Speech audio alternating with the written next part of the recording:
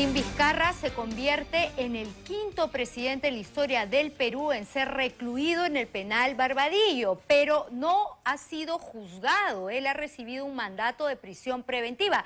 La pregunta es, ¿en cuánto tiempo culminará el juicio oral contra Martín Vizcarra por el caso Lomas de Hilo y Hospital de Moquegua? El fiscal Germán Juárez, el principal persecutor de los presuntos delitos cometidos por Martín Vizcarra, está aquí con nosotros para contestarnos esa pregunta.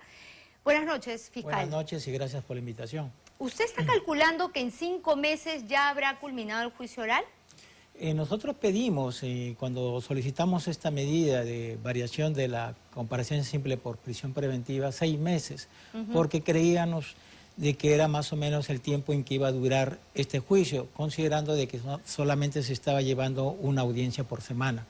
Pero ahora ya el colegiado ha dispuesto a llevar a cabo 2 audiencias por semana, lo que creo yo que esto va a avanzar quizás un poco más rápido, y por lo tanto yo calculo entre 3 a 4 meses que este juicio pueda terminar. O sea, digamos que tendría el tiempo suficiente para usted conseguir una sentencia firme y lograr que Martín Vizcarra se encuentre pues en manos de las autoridades para recibirlo.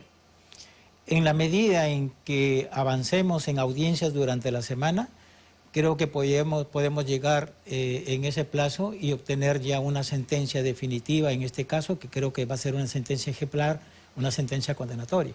Por toda la evidencia y por la fuerza y el peso de la evidencia que se viene actuando en juicio. ¿Cuántos años de cárcel está solicitando usted para Martín Vizcarra? De acuerdo a la acusación, hay 2 casos concretos, 2 hechos punibles concretos. Uno que está referido al proyecto de Lomas de Hilo, hechos de corrupción en la cual nosotros hemos pedido 6 años, y el otro que está referido a la ampliación del Hospital Moquegua.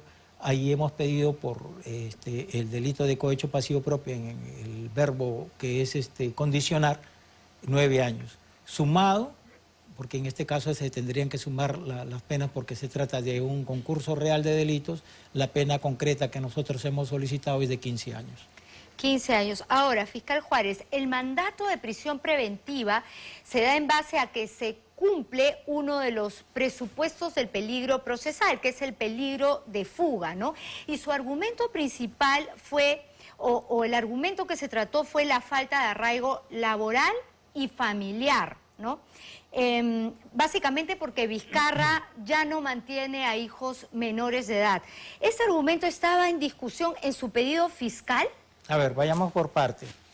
Aquí no solamente que se dio peligrosismo procesal, sino que se dieron los 3 elementos que se requieren para dictar una prisión preventiva.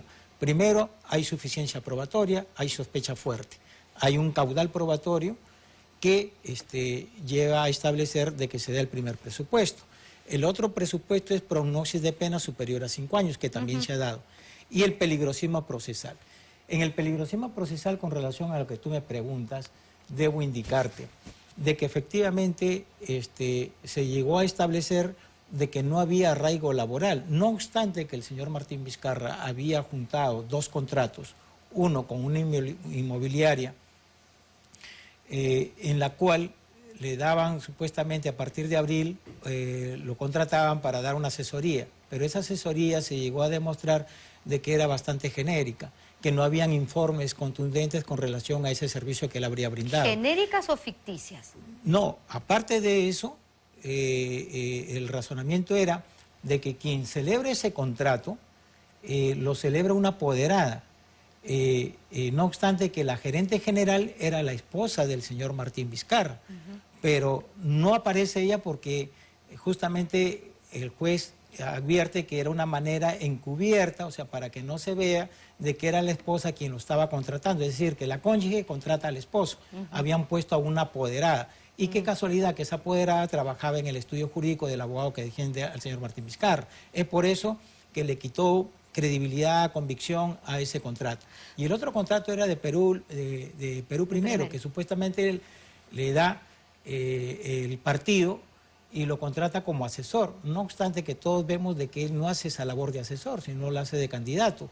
Hace proselitismo político en calidad de candidato en todas las regiones que va.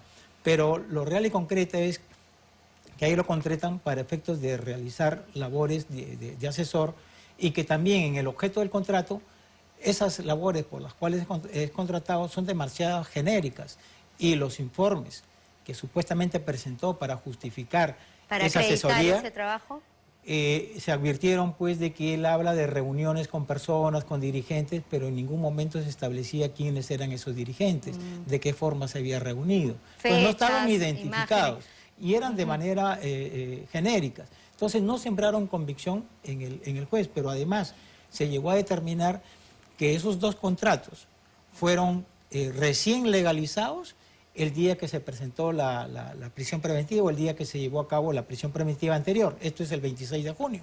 Entonces no tenían fecha cierta esos contratos, porque estos contratos, el primer contrato con Urbaniza, que celebra Martín Vizcarra, tenía fecha de abril del 2025, y el otro contrato que celebra con Perú Primero tenía fecha 1 de enero del 2025. Pero, sin embargo, fueron legalizados recién el 26, el día que se estaba llevando a cabo la audiencia. Y esto bastaba para que el juez Chávez Tamariz se refiriera, discutiera el tema de la falta de arraigo familiar, porque el hermano de Martín Vizcarra ha dicho con voz bien alta que usted no había sometido en su pedido este tema. Sin embargo, el juez se manifestó sobre un punto que usted no solicitó. Gracias por la pregunta. Bueno, ya vemos que ahí no hubo arraigo laboral. Sí.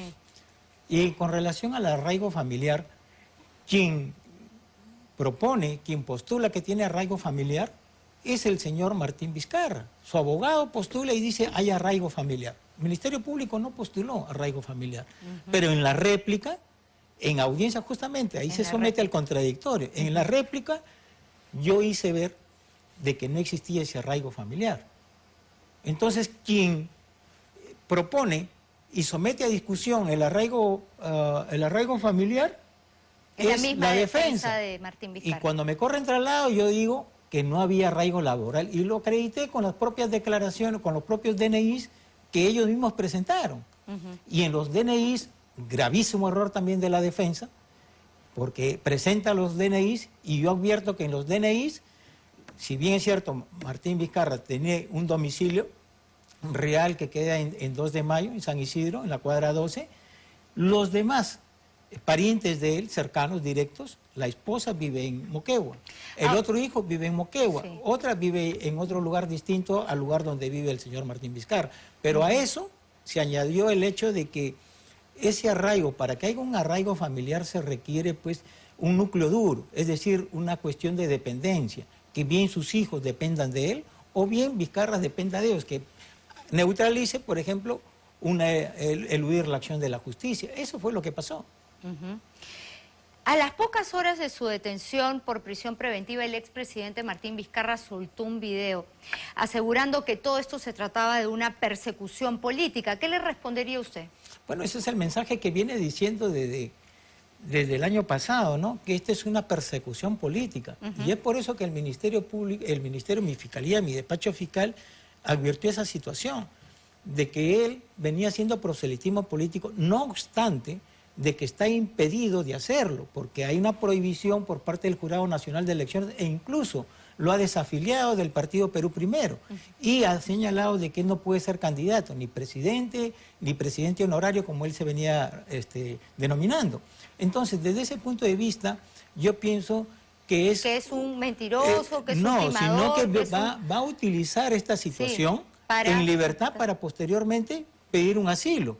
No olvidemos que lo hizo la anterior y hoy sentenciada a Nadine Heredia Alarcón. Se dijo que era asilada, era perseguida política, al día siguiente le dieron asilo y ahorita está en Brasil.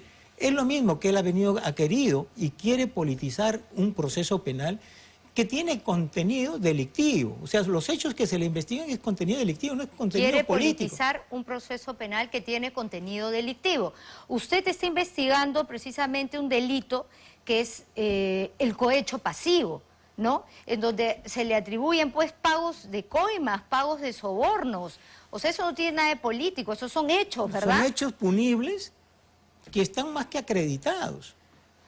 Ahí se juntaron justamente para la audiencia de prisión las sentencias de colaboradores eficaces, que ya fueron condenados, ya fueron sentenciados. Y fueron sentenciados porque sus delaciones contra Martín Vizcarra Cornejo fueron corroboradas. Entonces, el juez Chávez Tamariz se ha dado el tiempo de explicar, de señalar cuáles han sido las delaciones y cuáles son los elementos de convicción que corroboran esos hechos. Lógicamente que en este caso se trata de un delito de corrupción de funcionarios, y como sabemos, los delitos de corrupción de funcionarios son delitos clandestinos. Nunca te dan una factura, no hay una foto, no hay un recibo que te dan por la coima. Justamente es por eso que, ¿cómo se construyen este tipo de delitos?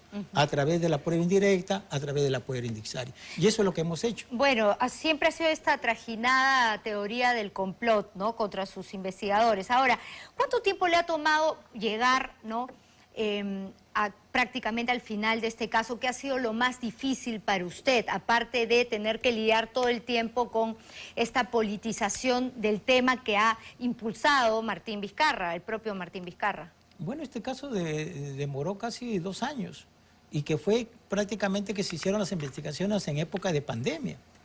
A pesar de que el señor Martín Vizcarra nos mantuvo encerrados, nosotros hicimos actos de investigación, tratamos de avanzar, y que fue un poco difícil porque las entidades a las cuales nosotros les pedíamos información no te la brindaban así nomás. Pero sin embargo, a tiempo, antes de que vence el plazo de la investigación preparatoria, nosotros formulamos una acusación, que fue en el año diciembre del año 2022, y lamentablemente fue en el Poder Judicial donde se demoró, y recién se señaló control de acusación en diciembre del año 2023, y recién en diciembre o noviembre del año pasado es que se llevaba a cabo el juicio oral. Ya llevamos casi 7, 8 meses de juicio oral. Los tiempos no han jugado entonces a favor, ¿no? La lentitud, usted habla de una sola diligencia por semana.